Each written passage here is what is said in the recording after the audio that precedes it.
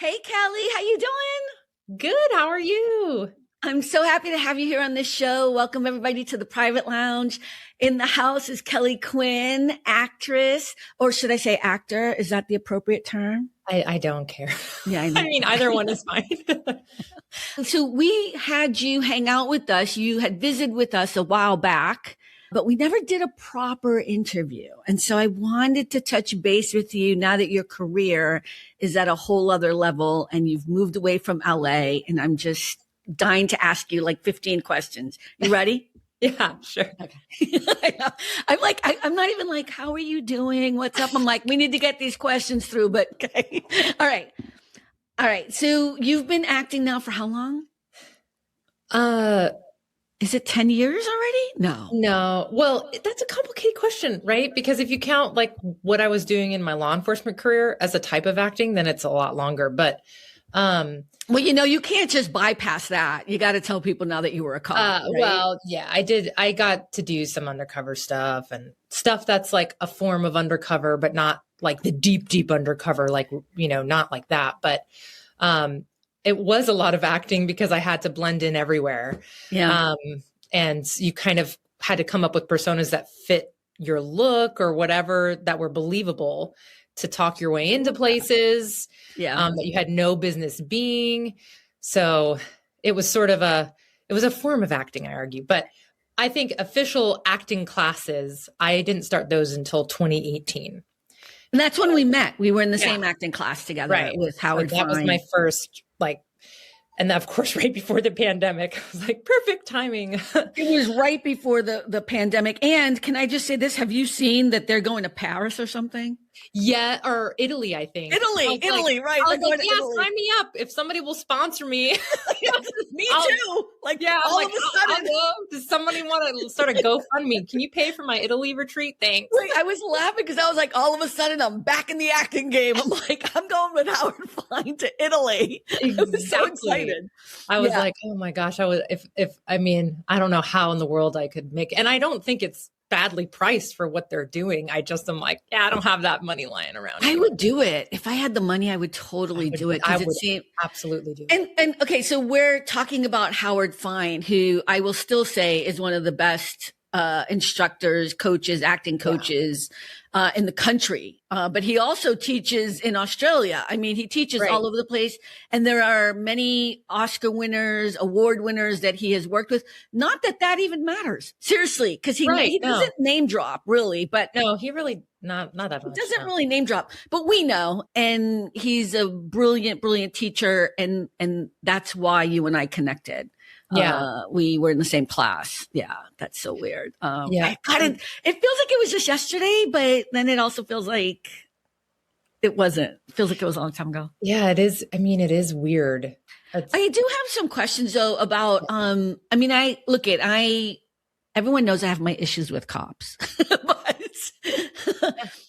but is she a different kind of cop? And it's not all cops because Kelly's cool, but you're no longer that. You made this transition. You decided to become an actor. Mm-hmm. I think it's one of the best things you've ever done, knowing that I've known you for as long as I have now. I wish I could have done it sooner, I guess. I think the trajectory of our lives does what it does, and you couldn't have done it sooner. Yeah. You weren't ready to. That's just the way the world, that's how I look at it. If not, you're going to just go down that rabbit hole of sadness, But here's my question. You left Los Angeles, you moved to Chicago. Yeah. What is that difference like for an actor? Okay. Well, it's interesting because of course, Chicago is still a medium big market, but it's not LA. LA is just huge, thousands of casting directors. It was an interesting place. You're just very much a very small fish in the ocean. A minnow in the ocean, if you will, just like the tiniest fish. And then Chicago, there's about 5 main casting directors. I didn't know that, really? Yeah, it's really interesting, especially for commercials and stuff. There's 5. Now, there's a couple casting directors who are actually based out of LA who are casting the Chicago one shows and stuff. Obviously, I mean, that to me doesn't count as a Chicago casting director, but they are casting the bigger shows. Right. Which is really interesting because they used to be that the Chicago One shows were cast by Chicago casting directors. Oh, wow. So now that's changed. And now that's shifted. But they still want, especially for the co-stars, they still predominantly want locals. And so it's interesting because it's a big casting director, obviously. You know, there's a little bit of a sometimes dissonance of you're not knowing all your locals because you're not local to Chicago, but it's still been a great experience. I've been just, fortunate enough to get to audition for those shows a fair few times. So the fact they even throw me an audition is like, thank you.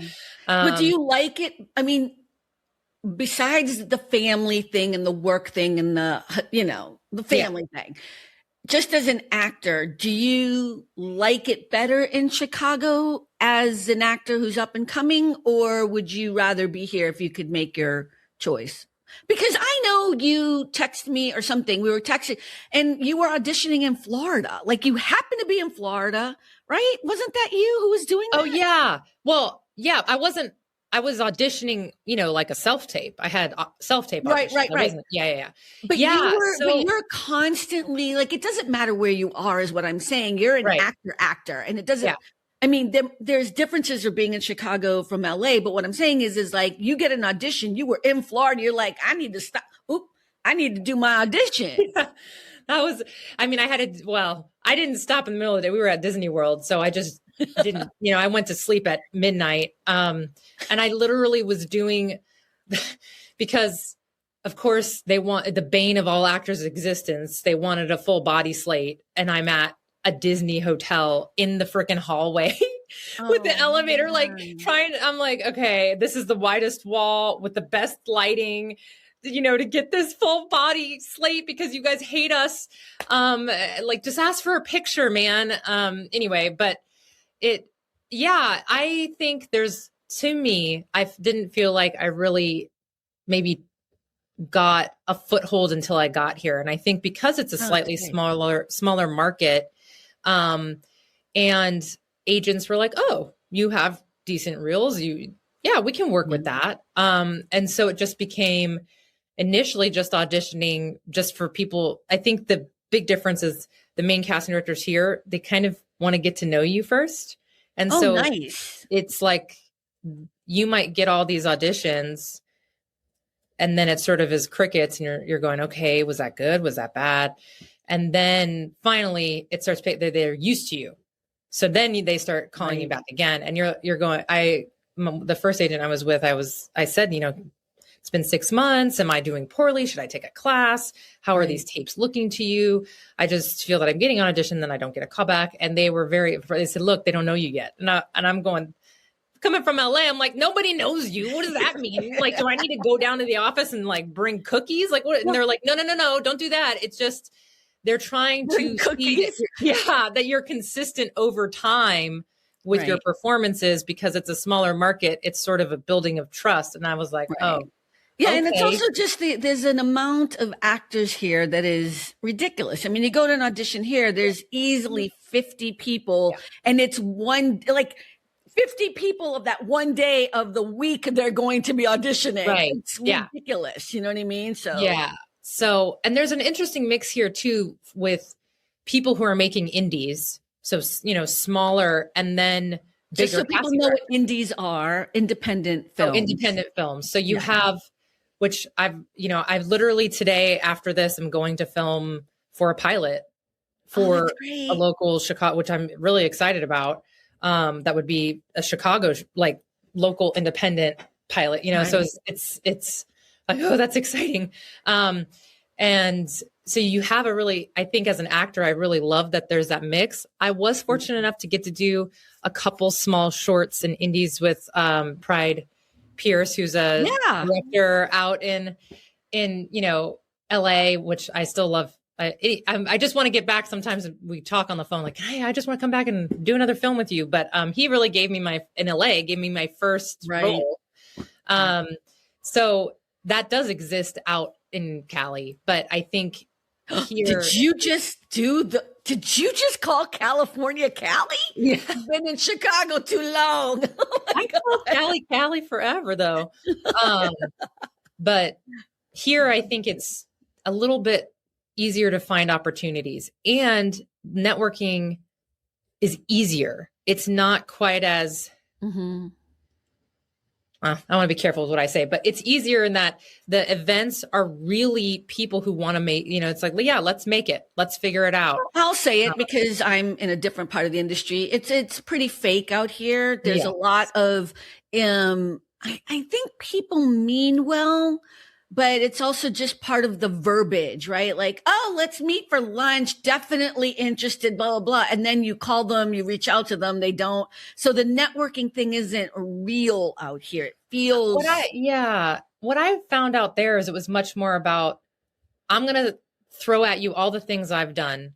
And then I want to see who you're connected with, because really they're trying to see if you can move their career forward. That's right. It really had nothing to do about actually interfacing and being like, hey, you seem like an interesting fellow creative. Do you want to make something? Right. Do you want to just try to make something together? Yeah. Because I think that's such a huge thing now too, is while I'm auditioning, like I've had a lot of auditions this week, which is great, but also haven't booked anything, right? The bane of an actor. So you have to make your own stuff, which is the whole point of networking, is trying to meet people to, let's see if we can make a short together. Can we put that together?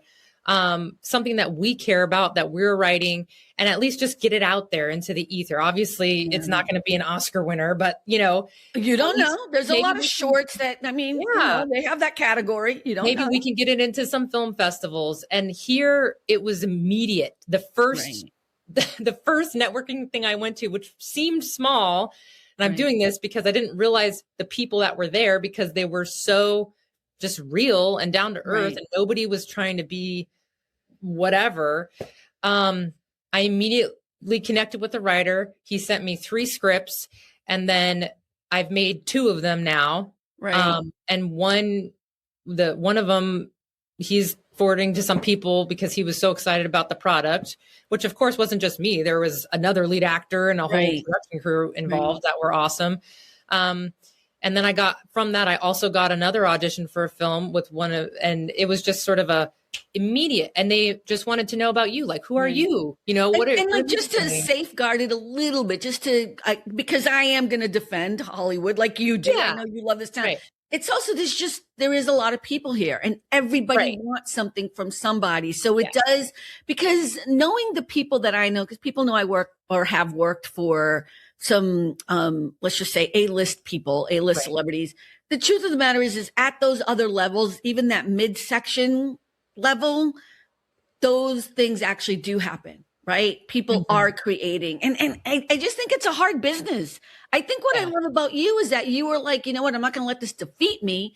I'm going to do what I need to do to find my way through it. And that's why you are successful. That's why you are doing so well. You know what I mean? Yeah. And I don't know if that's just a little bit of delusion, like any actor, like you're going, I'm going to make it work because I think it's going to work. And you just sort of convince yourself that it's going to happen. But isn't that the whole, don't you kind of have to do that? I think so. I think part of the delusion is if you realize you love it. And I'm kind of thinking of a clip of an interview that was with Don Cheadle. And he said, anytime I talk to actors, I said, well, do you want to be an actor or do you want to be famous? Because if you want to be an actor, there's a lot of stuff you can be doing. Right. What question are you really asking me, essentially, is what he's saying. And I think I don't have an interest in being famous. I actually think a lot of the stuff that comes with fame is difficult. Hard. Yeah, it's really hard. And people don't get that. People do not get that. Yeah. The more I've gotten into studying and just doing craft, working on my craft, whether I'm in a conservatory or actually I've, now delved into writing, which is like a whole different world, and I produced my first short, which it was not great because it was the first, I wasn't trying to be the producer, and then everyone dropped out and I was like, oh, I guess I'm doing it. Which I don't recommend for your first producer like ever. But it's experience. Yeah. I was like, this isn't how I wanted to make my entrance in this way. But I just have been more about, oh, wow, this is all I want to do. Yeah. So any way I can do it, regardless of whether or not I'm going to ever be on a big screen. Right now, I think I've had this year, I met, as again, somebody I met through a networking thing here. She is part of a sketch comedy group that does live performances. And I just mentioned to her, I was like, that would be something I'm so interested in, because I never got to do my stage acting bug because it got poo-pooed when I was a kid. And that's where I fell in love with acting. I loved the theater. I loved Tech Week. I loved the people.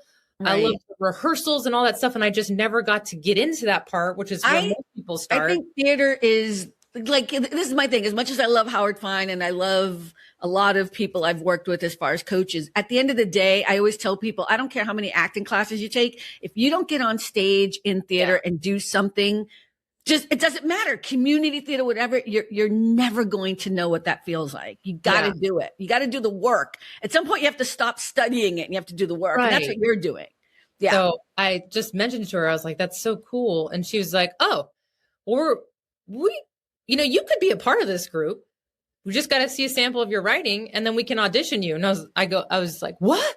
So that's exciting. I mean, my audition won't be till March, my in-person audition, but it was also like, oh, I got to write. Like I can write a sketch, right? Can I write a sketch? I don't know.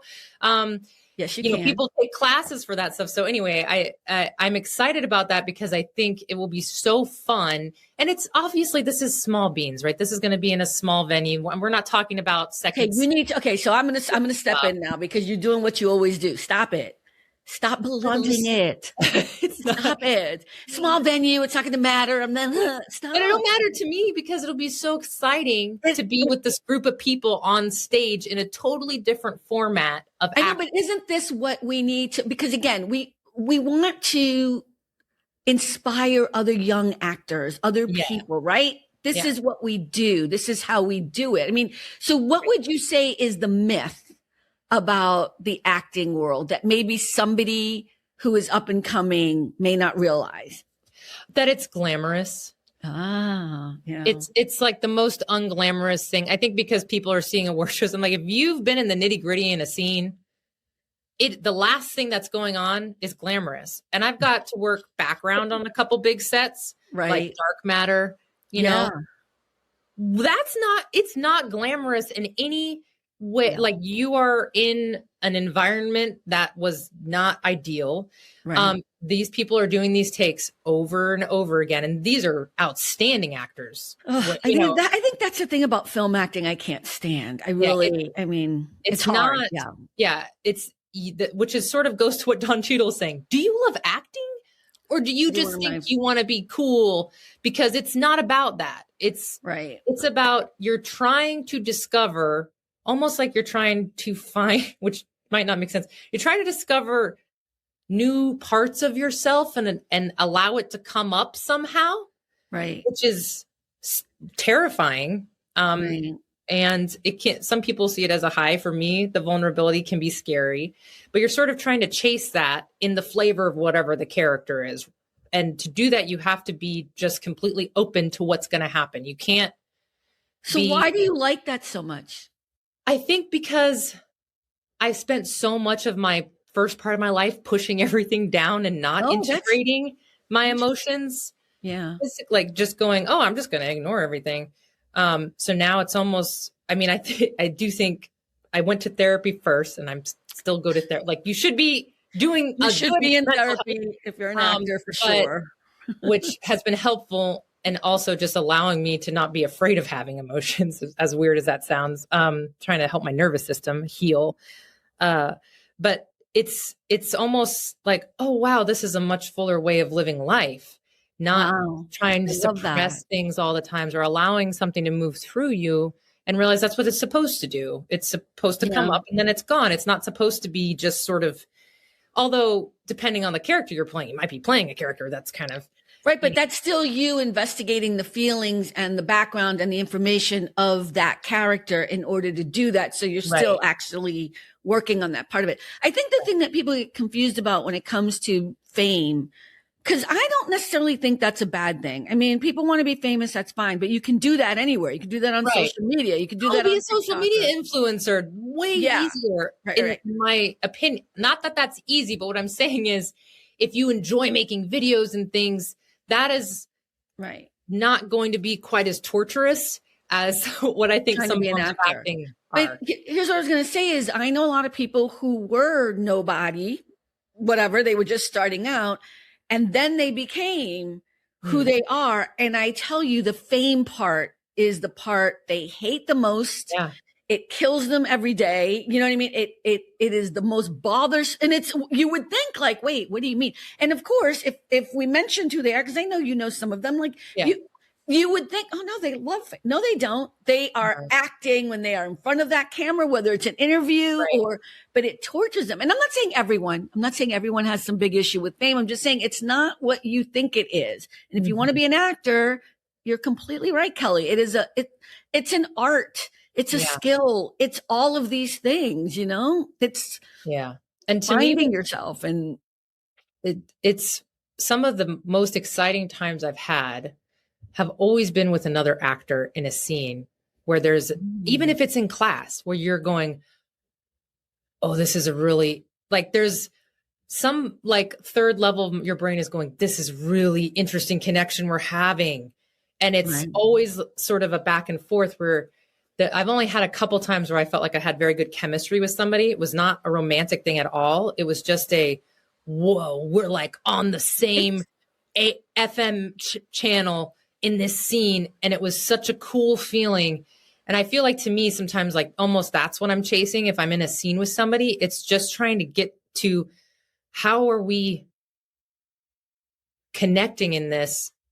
And it's all, you can't plan that, I guess is what I'm trying to say. I mean, I think that also has a lot to do with casting as well. And a good director can, you can't force chemistry. Director, yes. A good director, I think, like this last short I did, the director, it was so interesting. He had us do a rehearsal and he only had us do it for an hour. And the couple exercises he put us through, I just was like, oh, wow, this is interesting. I haven't done this before. But both of us were like, okay, we're game.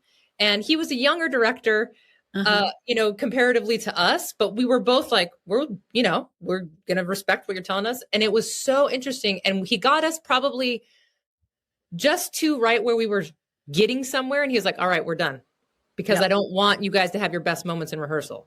Right. I just wanted you guys to sort of start building that connection. And then, next week we're filming. And I was like, to me, that was a very good director because it was sort of just getting us to exercise it maybe and just make sure we're connecting and then, okay, now we're going to wait.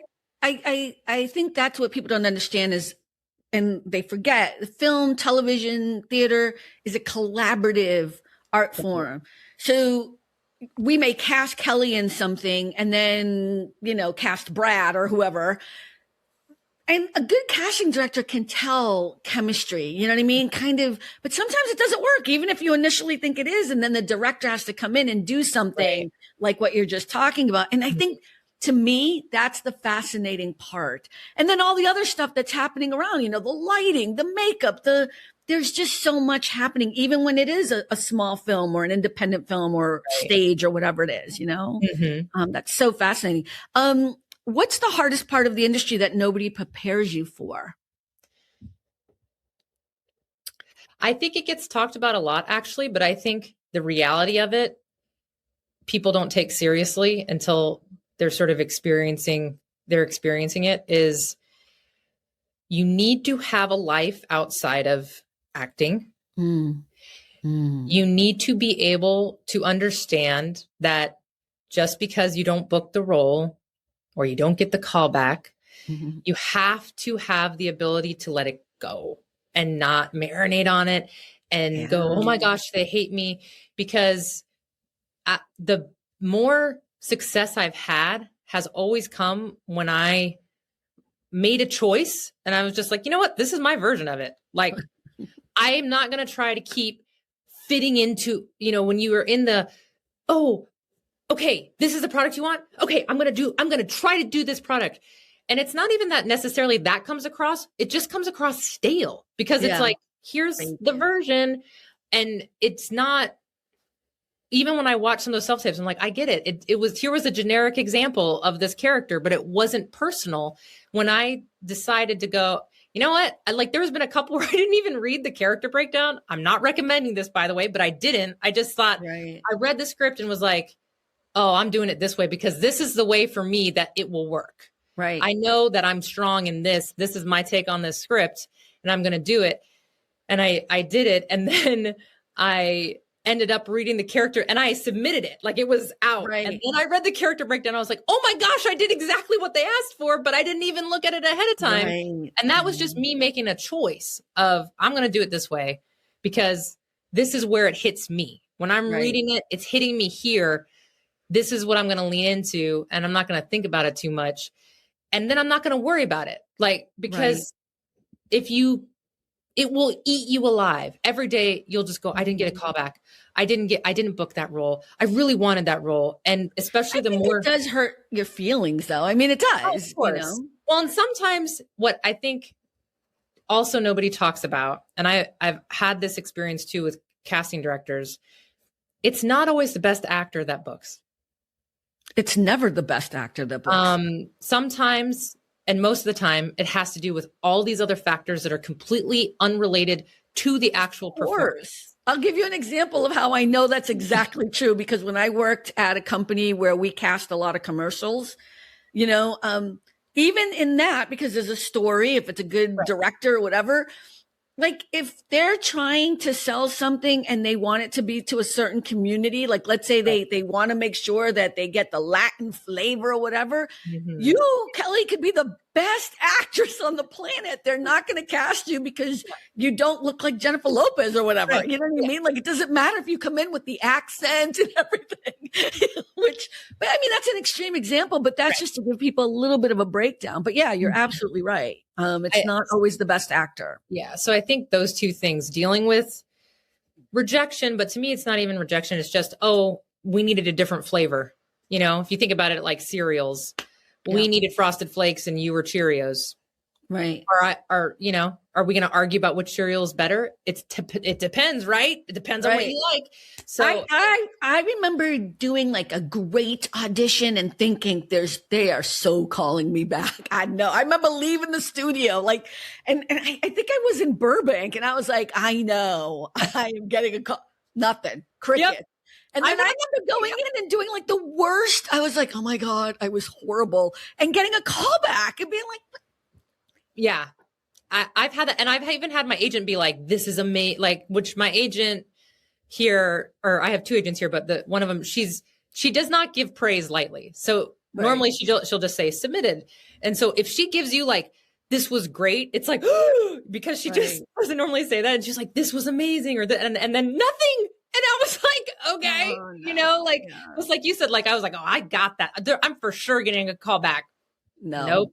And then ones that you're like, that one, where I did a self-tape one for a commercial that was it's movement without sound, which those are hard to do. Yeah. I always find those hard. And I was like, there's just no way I'm getting a call back on this. I don't know, whatever. And then the next week call back, I was like, for the one where I just, what? So you're just going, what? I don't know anymore. So I think that's the part of trying to analyze why you did or didn't. You've got to let it go. I think it's good to look at it from a constructive, I'm going to take 3 things from this self-tape or this audition that I did well, and maybe 2 things that I could improve on. That could be your own self-analysis just to kind of give yourself something, and then let it go. Try to let it go, because you just have so hard. You don't have any control over what they're, and you don't know either. That person or casting director might be like, we love her. She's not right for this, but this other project coming up. Right. Well, that's what you always hope. That's always the hope. You know what I mean? Right. That even if you're not right for this project, that you might be for something else. Right. So you don't know. Well, we're talking about relationships with rejection, right? So how do you think you've grown dealing with rejection? I mean, I think you kind of just said it, but what was it like when you were here versus now that you said 5 years you've been in Chicago? You have nothing. Yeah, this is year 5. Come on. No. That's weird to me. Crazy. Okay. What I think in LA, I was much more still in I'm trying to give you the perfect product. Right. And Fair. whether that's technically with self-tapes. And to be fair, I was also learning a lot. I was just learning how to even what is a good self-tape. I don't They've even really know. changed to all self-tapes now, huh? Yeah. And the couple in-person auditions I did, it was actually nice to like, everybody has different feelings. I liked it. I was like, oh, I have a real reader. Like I just have somebody to look at, not my computer screen. I think it can go either way because I was in the time period of where there was no self-tapes. You had to go. I think the problem wasn't actually, I mean, yes, I loved being in the room when you got in the room, but when you're going to 5 or 6 auditions a week and you're working full time and you're driving in traffic and then you get there, even if you had a minute to take a breath or whatever, you just weren't. Like, I totally can see why self-tapes, at least the initial, but if you get the callback, they bring you in now, right? No, it's Zoom most of the time. Dude, don't even get me started on Zoom callbacks. Wait. So it's really, God, it's not been that long since I haven't auditioned. It depends on I'll say this. It depends on the project and it depends on the casting director and how big the project is. Okay. Like some of them, they're just going to book you straight from the self-tape. Like they're not even going to do a callback. It'll just be, we'll book you from here. Others, like the one commercial that I got a call back on, the reason it was virtual is because of how they had to pair people. And the director was not physically in Chicago. They were physically somewhere else. Okay. And so that's why it was a Zoom callback, because they were pairing specific people together who might not actually both be in Chicago. And then the actual commercial director was like, I don't know, in Detroit or something. And so it was over Zoom. But a lot of the stuff is Zoom callbacks, which is just, you have to take classes on this stuff because. Are you serious? Well, for me, because it's the idea of, okay, I'm generating chemistry with the box of the person. Do you see what I'm saying? It's different. How can you do that? Of course. And I think once you get to a certain level of acting, you have to be able to do it. You need to be able to find a way to connect with people, regardless of if they're physically. So we do a Zoom callback and then do you come in person or do they book you from that? So then it depends on the project. They might book you from that or especially if it's commercial or something, they'll probably book you from that. If it's a film, then you're probably going to have an actual like either chemistry read or they want to see you. They want the producers to see you like in person. Yeah, that would make sense. Yeah. So then you're going to come in for that.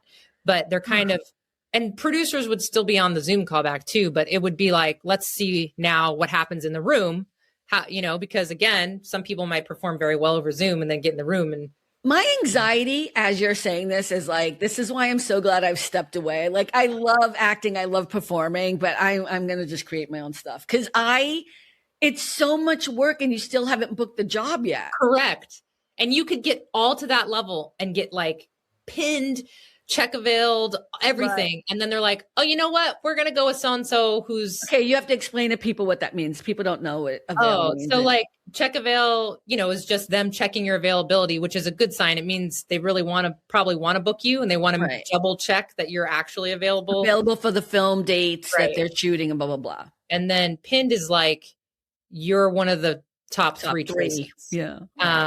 And so at that point, you're sort of waiting to hear if you officially got it or not.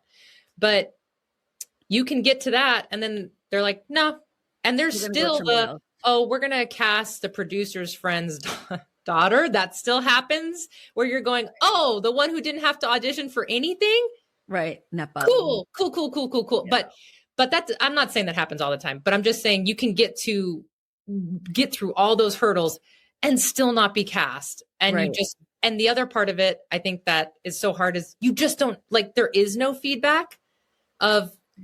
Well, that was a big deal when I was auditioning all the time. And that's here in LA, in the LA market.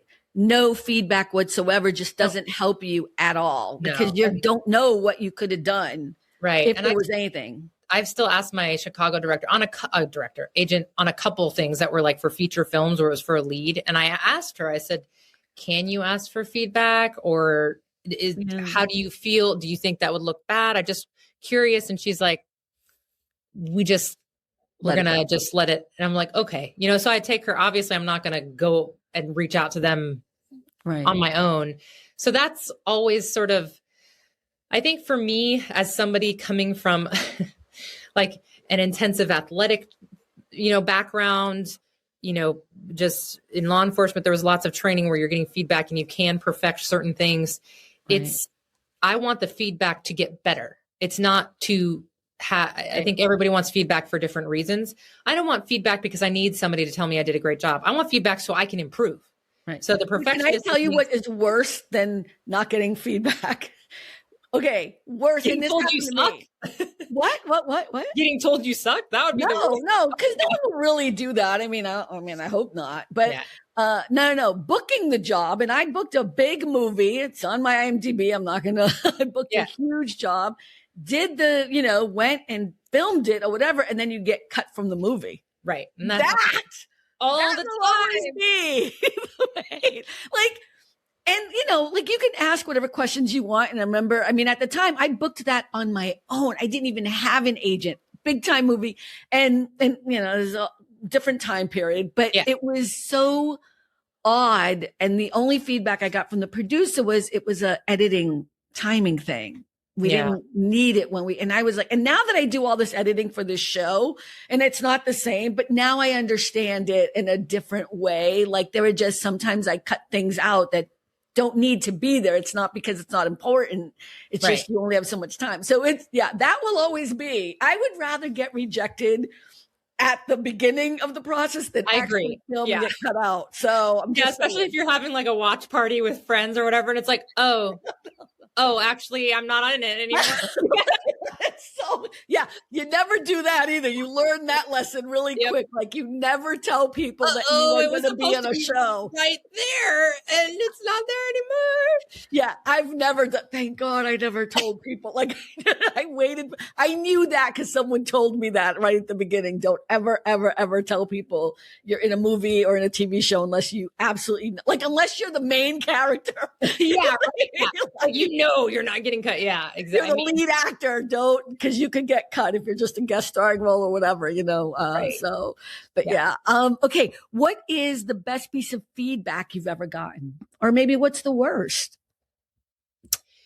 I think the best, which I felt like, and it sort of circles back to the differences in how I felt as an actor in LA versus here is I felt like in LA, not with Howard, but with other people, it was not being myself. It was more like, oh, well, you come across this way. And it was like, oh, okay. Not with Howard Fine, but with some other coaches. Right. And I felt like when I got here, the best advice and it was sort of through all the different, the two main studios that I went to, they were like, every time I got the best feedback, it was like, oh, see, when you're yourself, we all buy it. Right. And I was like, my brain was like, I was told that I was too intense. I was too whatever. Wow. I was too, and you're saying that's actually working. And they're going, who told you that? And it was such an interesting, well, I'm not gonna, they're going, no. The more of yourself that you access and allow to organically come forward, and you can't be thinking about how you look. You can't be going, did I make a weird face? Did I move my eyebrows too much? Right. All the things that actors tend to do, that we do that totally sabotage us being able to be in the moment and have the performance. If you're just allowing your true self to come forward, obviously if you have a character, you're sort of, in the confines of that. That's what's going to set you apart because nobody can be you. Nobody can be you. Exactly. Only you. And that's when people go, oh, that was interesting. What was that? It's so interesting that you're talking about some, because I know some of the classes you've taken. I know the coaches you're talking about. And I'll say for myself, there's a reason why. And I went to another huge acting studio here in Los Angeles, and I ended up leaving because there are coaches like Howard Fine who love and thrive on your success as an actor. Right. Because he's not in any regret mode that he's not a famous actor. Because that's not his thing. And I think I'm just saying this for people who may be starting out as actors or whatever, because I want to try to make this also a service for other people. Yeah. When you are working with an acting coach, you don't want to be working with somebody whose real vein is that they didn't make it as an actor. I'm sorry. Yep. And it's a tough one because you're not going to notice it until you're in the class, unless someone else tells you. But yeah, that's kind of what you're talking about. They're not they're telling everything that's wrong with you because they're like projecting. Yep. And once I started to actually believe it, because it took me a while to believe it, that's when I started having the most fun with audition. You have to enjoy auditioning because that's most of what you do. And then I started to really enjoy auditioning because I started to really lean in to the parts of me that I felt were the most connected to the character in that scene or whatever, or even commercials, which are totally not necessarily a character. And it was just, how do I have fun with breaking the rules of this audition? Actually, can I come in the camera this way? And this is why you're better than I will ever be as an actor. Because I hate auditioning on every. That's why I no longer do it. And you have to be honest with who you are. Like if you can't get to the place that you're at, then you shouldn't be an actor because auditioning is hard work. It's hard. And let me tell you, I mean, I've had a lot of auditions come in this week, which is amazing, but it's also, I have a day job today, thankfully, because most of the people I work with work for the federal government. It's a holiday for them. So I can work from home. What federal holiday is it? It's before what's next Monday? Monday is President's Day, I think. Oh, is it? Oh yeah, you're right. So they also give them the Friday off. Oh, got it. Okay.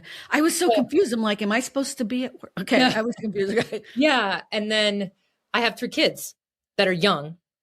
And so it's like, as soon as I get home from my day job, I got my second job. I mean, I love them. But so I wasn't going to bring up her children. Like that's what makes it even more incredible that you're doing this. So then it's, anytime, a lot of times self-tapes are, 9:30 at night. Yeah. And they come in like I had an episode for a pilot come in. It was 5 scenes and they're like, we need you to do this as fast as possible. I was like, okay. I think it's incredible that you do it with the 3 kids and they're all young. But I think that shows you also your dedication and your whole family's in on it. Like your husband's supportive, everybody. Which is in-laws.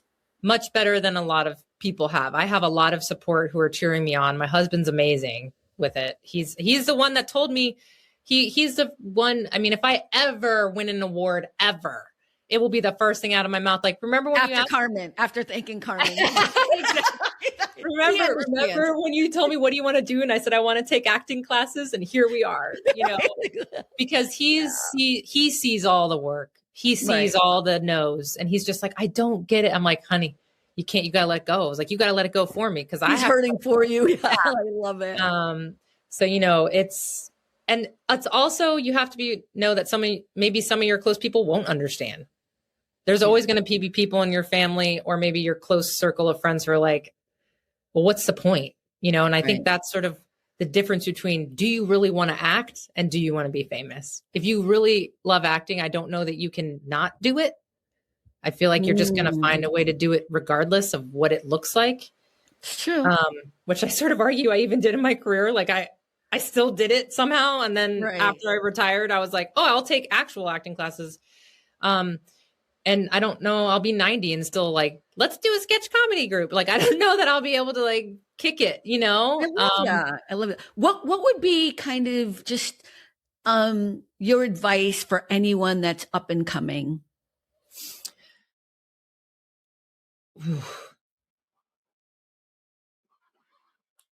Definitely take, if you have the means and resources to take classes, do that, but try to do it in a bunch of formats. So definitely take self-taping, but also take technique, take a theater class. If you think I just want to do TV and film, it doesn't matter. Start off with basic theater because so much of the discipline of theater is so helpful when you're approaching a character. But if you don't ever even venture into taking that, because acting is about being comfortable in the uncomfortable.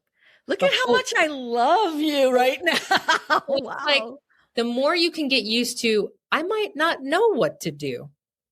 And allowing yourself to sit and be okay with that and continue to push through it.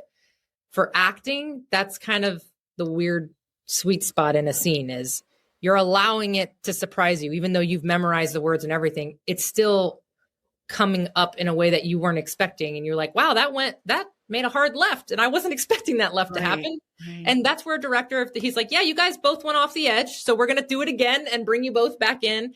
That's the director's job. But your job is to sort of allow it to come through you, which means you might not feel. So get used to feeling uncomfortable, study, but then get out there and do something. Yeah. Just do something. It's okay if it's for no one. It's okay if you're like, hey, I'm just going to self-tape myself doing a monologue that I'm really passionate about. Right. Do it. Just do it, because put it out there. That's how you kind of get going and find one or two other people that are in the same journey with you that are going to be your cheerleaders. And let me tell you, cheerleader. I know. And you've been my cheerleader this whole time. But I'm so happy for you. I am. There are people who are genuine about that. And then there are people who are only going to be your cheerleader if they feel like you're doing something for them. Or sabotaging you. They're like, oh, she's actually, or he's actually good. I don't want to compete with them. Stay away from those people. Yeah, you're not competing with other people, by the way. You're not. Like, that's that weird thing that people think. But oh my God, Kelly, thank you so much for being on the show. I feel like this is so, like, we have to do a part 2 now. I feel like, can I even answer her questions? Did you think I wasn't coming with a lot of questions? No, I'm like, oh my gosh, I feel like I don't have time to answer it well. No, you answered everything beautifully and perfectly. I just think this might be we might have to do another conversation and go down into the weeds on the business end of acting. Because I think there's that other part of it that I think you might be able to bring some light to if you're willing in the future, if that'd be cool. I am willing. I'm not going to sit here and say that I have all the answers for that, because I think I'm still... You have the answers that learning some of the business side. Yeah. My God. So if you haven't figured out yet, one of my things is always trying to like smack her upside the head to stop. Always like, she's fantastic and great, and I love her. And I'm so glad you were here. Thank you so much for hanging out with us in Private Lounge. It's so nice to see you. Well, to see your face. But everyone, remember, at the end of the day, it really is all about the joy. So thank you for hanging out, and we'll see you again next time. Bye, everyone. Bye. Thanks for stopping by. All About the Joy. Be better and stay beautiful, folks. Have a sweet day.